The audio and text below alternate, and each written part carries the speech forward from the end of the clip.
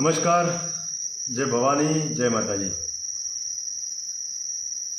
મિત્રો, આપ બધા જાણો જ છો, હમણાં તાજેતરમાં ગુજરાત સરકાર દ્વારા વિધાનસભાના ગૃહમાં ગુજરાતના નામાંકિત કલાકારોને આમંત્રિત કરવામાં આવે।